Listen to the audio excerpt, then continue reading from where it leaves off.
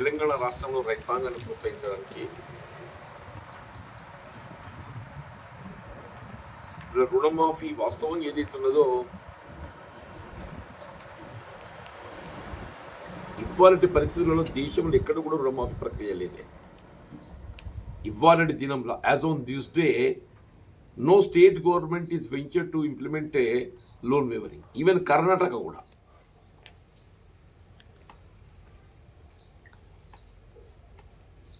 BJP పాలిత రాష్ట్రాలలోనైతే ఆ ఊసే లేదు, వాళ్ళకి ఆలోచన కూడా లేదు.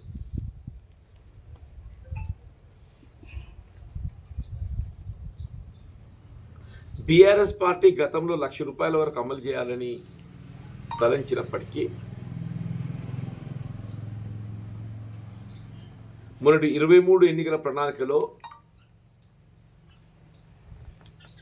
ఆ అంశాన్ని ఎత్తేసింది.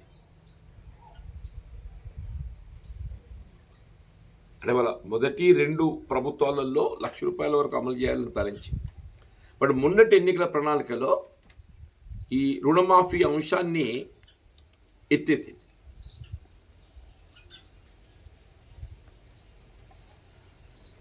అంటే ఇంత క్లిష్ట పరిస్థితుల్లో కూడా దాదాపు 21,000 కోట్ల రూపాయలు వెచ్చించి ₹2,00,000 వరకు ఉన్నటువంటి ఒక రుణగ్రహీతలను విముక్తి చేయాలని చెప్పని సంకల్పించడం నిజంగా కూడా ఇది కాంగ్రెస్ పార్టీ ఫ్లాగ్షిప్ ప్రోగ్రామ్. ఈ కార్యక్రమాన్ని రూపొందించింది సోనియా గాంధీ గారు.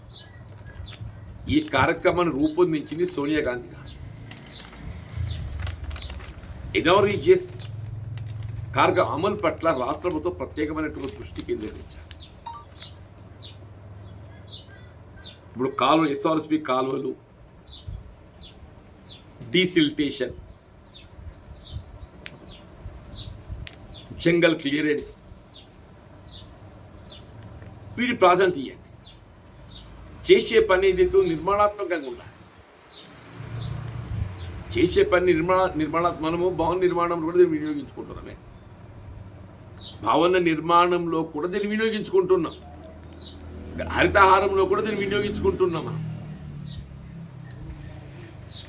అటువంటిప్పుడు డీసిల్టేషన్కు, జంగల్ క్లియరెన్స్, కెనాల్ లోపల దీన్ని వినియోగించుకోవడం ప్రాధాన్యతనియాలి. రైతాంగాన్ని రుణ విముక్తులు చేయాలని చెప్పని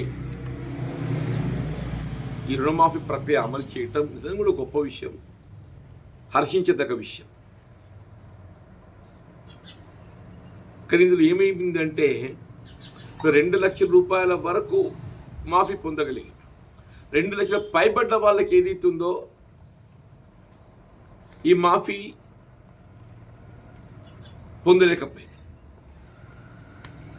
అంటే ఇవాళ మాఫీ పొందిన వాళ్ళు దాదాపు 75% ఉంటారు. 2 పైబడ్డ వాళ్ళు దాదాపు 20% ఉండొచ్చు.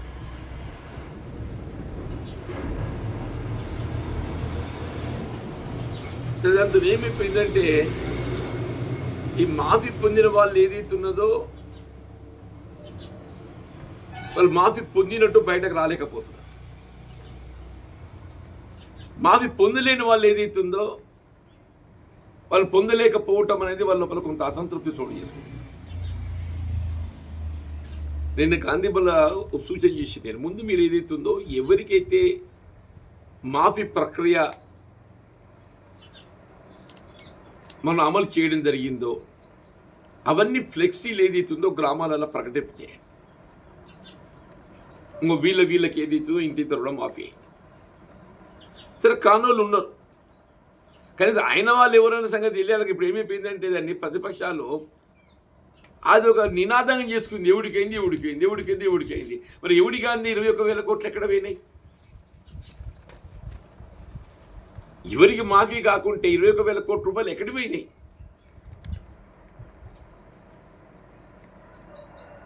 కానీ వాళ్ళు ఉన్నారు. వాస్తవం చెప్పంటున్నాను, వాళ్ళకు కూడా కావాల్సినటువంటి ఒక బాధ్యత ఉన్నది, దానికి కాదని అనలేము. కానీ ప్రస్తుతం రాష్ట్రంలో ఆర్థిక పరిస్థితులలో కొంత ఇబ్బందుల దృష్ట్యా సమయం తీసుకుంటుంది.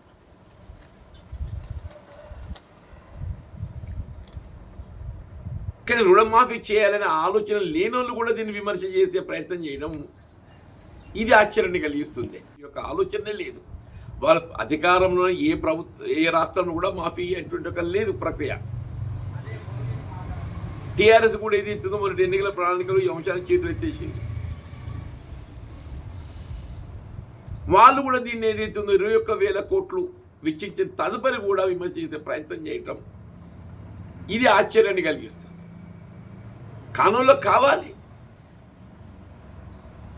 కానీ దాన్ని విమర్శనాత్మకంగా చూడటం సమంజసం కాదు. ఒకటి సరే, ఈ రైతు భరోసాకు సంబంధించి కూడా ఇప్పుడు 4 ఎకరాల వరకు ఇవ్వగలిగినమే. మనం ఇవాళ ఏమంటున్నా, ప్రభుత్వం ఏదైతుందో ఏ విధమైన నిబంధన లేకుండా అందరి మాఫీ చేస్తామని చెప్పని పేర్కొంటాం.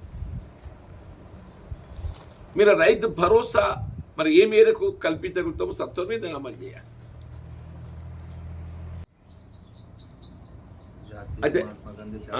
అయితే నేను ఈ ప్రాజెక్ట్ డైరెక్టర్ ఎన్ఆర్హెచ్ఎస్ జిల్లాధికారితో మాట్లాడి ఈ విడతల వారీగా పని కల్పించే సరైనది కాదు, వాళ్ళు పూర్తి స్థాయిలో పని కల్పించాలి. ఎంతమంది పనికి వస్తే సిద్ధంగా ఉంటే అంతమందికి మీరు ప్రతిరోజు పని కల్పించాలి. వాళ్ళ 100 రోజులు టార్గెట్ నిండేంతవరకు 100 రోజులు టార్గెట్ నిండేంతవరకు అసలు 100 రోజులు కూడా 150 పెంచాలని చెప్పని సూచన ఉంది. ఆ 100 రోజులను కూడా 150 రోజులు పెంచాలని సూచన ఉన్నది. దాన్ని మీరు విడతల వారి అన్నవరకల్లా ఏదైతుందో పాపం అసలు వాళ్ళకు అమాయకులు వాళ్ళు అయ్యో నిజంగానే మాకు ఇయ్యచ్చా సార్, మొత్తం రోజు ఇయ్యచ్చా అని అంటున్నారు. లేదమ్మా, మీ హక్కు ఇది. కొలతలు తీయడం సమస్య అని చెప్పని విడతల వారి ఒక వారం పని లేకుండా కూర్చొని తిను అని చెప్పంటే ఇది సరైనది కాదు. ఆయన పీడీ గారు ఇమీడియట్గా ఆదేశాలు జారీ చేసిండ్రు. పనికి రావడానికి ఇంతమంది సిద్ధమున్న అందరికీ 100 రోజులు నిండేంత వరకు రోజు పని కల్పించాలి. లక్ష్మీపల్లె వాళ్ళు చెప్పిన దాదాపు 1200 కూలీలు పేరు నమోదయ్యాయి. ఈ 1200 కూలీలు పేరు నమోదైతే అందులో 800 మంది పనికి రావడానికి సిద్ధంగా ఉన్నారు. ఇప్పుడు విడతల వారికి వచ్చిన దాదాపు 800 మంది ఉన్నారు. 400 ప్రతిరోజు పని కల్పించారు. ఒకటి అది వల్ల అంటే నేను కాకతాళీయంగా వాళ్ళని గమనించడంతో నా దృష్టి రావడంతో నేను సంబంధిత అధికారులతో మాట్లాడి వాళ్ళకి ప్రతిరోజు పని కల్పించాలని చెప్పని లెక్కలకు రావాలి. నేను కరెక్ట్గా దృష్టి తీసుకెళ్తాను. ఒకటి. రెండోది, ఇప్పుడు సమ్మర్ అలవెన్స్ ఇస్తలేదు. ఇప్పుడు గతంలో ఏదైతే ఉన్నదో మనం సమ్మర్ అలవెన్స్ రెగ్యులర్గా ఇచ్చినాం. నేను మొన్న ఈ మధ్య నిర్మలా సీతారామన్ గారి దృష్టి తీసుకెళ్ళిన, నేను గౌరవ ముఖ్యమంత్రి గారి దృష్టి తీసుకెళ్ళినా 30% ఇవ్వాలి. ఇప్పుడు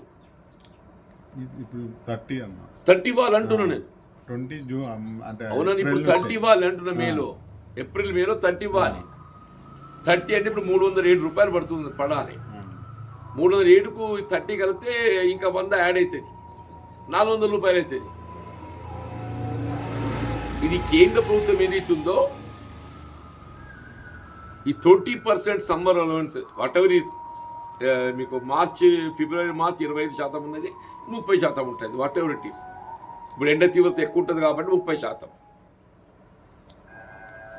ఇవాళ కేంద్ర మంత్రి బండి సంజయ్ గారు ఏదైతున్నదో దీనిపై దృష్టి కేంద్రీకరించాలి.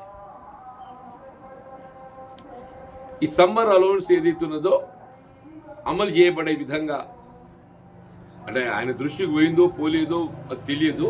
బట్ నేను విజ్ఞప్తి చేస్తున్నా, బండి సంజయ్ గారు ఈ అంశాన్ని ప్రత్యేకంగా తీసుకొని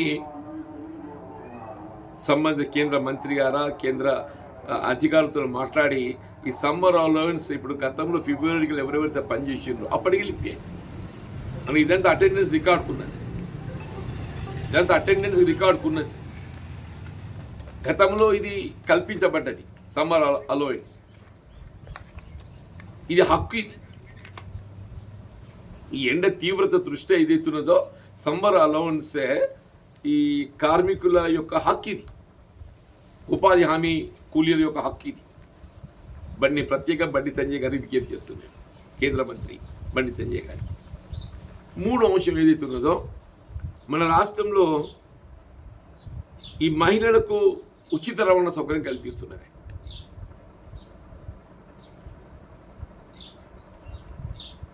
ఇప్పుడు లక్ష్మీదేవిపల్లికి వెళ్ళి వాళ్ళు పనిచేసే ప్రాంతానికి దాదాపు 2 కిలోమీటర్లు ఉంటుంది. వాళ్ళకి ఏదైతుందో ఆర్టీసీ బస్సులో రాను పోన ఆ సమయానికి వచ్చే బస్సు ఏదైతుందో వాళ్ళకు ట్రాన్స్పోర్టేషన్ సౌకర్యం కలిగించాలి. నువ్వు స్పెషల్గా బస్సు ఆపరేట్ చేయకు. ఇప్పుడు ఇక్కడికి వెళ్ళి సారంగపురం జిక్చాలు పోయే బస్సు ఉంటుంది, వీళ్ళ ఇంటికి పోతుంటారు, నిలబడతారు. ఏముంది 2 నిమిషాలు నిలబడతారు. ఇటు పనికి వచ్చేటప్పుడు లక్ష్మీపల్లి స్టేజ్ మీద ఉంటారు, ఎక్కించుకొని నిలబడి తీసుకొచ్చి దించవచ్చు.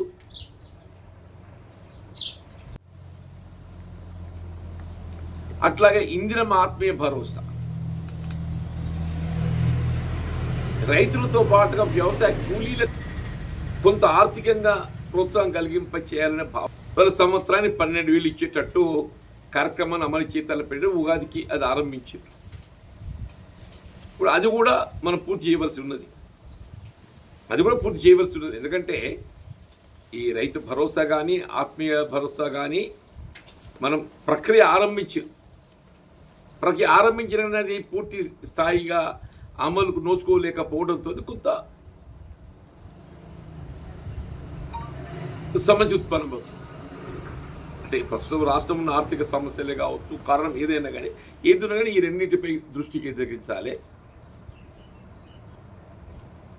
ఇవాళ నేను జగిత్యాల నుండి ఇట్లా వస్తుంటే, సారంగపురం వస్తుంటే, మన జంగల్ అటవీ ప్రాంతంలో ఈ లక్ష్మీదేవిపల్లి చెందినటువంటి జాతీయ గ్రామీణ ఉపాధి హామీ పథక కూలీలు దాదాపు ఒక 300 పైచీలకు అటెండెన్స్ కోసం అక్కడ కూర్చున్నారు. ఎవరు చూడగానే ఆగి వాళ్ళందరినీ అసలు ఏంటి, ఏ విధంగా నడుస్తుంది ఏంటి అని అంటే, కార్యక్రమం బాగుంది సార్, కానీ మాకు ఏదైతుందో విడతల వారిగా పని కల్పిస్తున్నారు.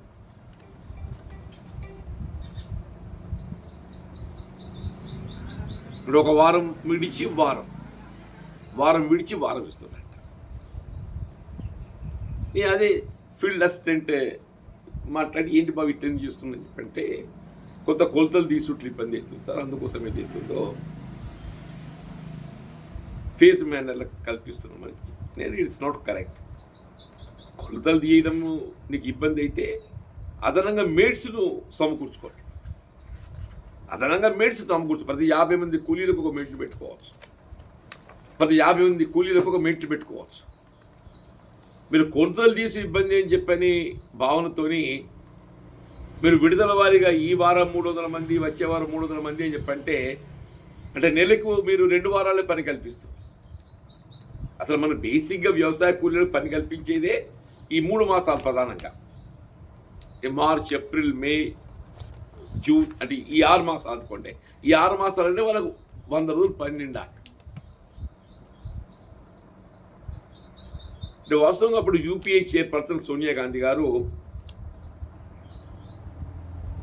ఈ ఉపాధి హామీ అనేది మరి ప్రపంచంలో ఇతర దేశాలలో ఇక్కడ ఉన్నదో నాకు తెలియదే, కానీ మన భారతదేశంలో ఇంత గొప్ప కార్యక్రమం అమలు చేసి తలపెట్టడం, గ్రామీణ ప్రాంత ముఖ్యంగా దళితులు, బలహీన వర్గాలు, ఆడబిడ్డలు వాళ్ళకు ఉపాధి పట్ల ఒక ఆత్మవిశ్వాసాన్ని నింపింది ఈ గ్రామీణ ఉపాధి హామీ పథకం అని చెప్పక యొక్క నెపంతో, కొలతలు తీయటం అనే నెపంతో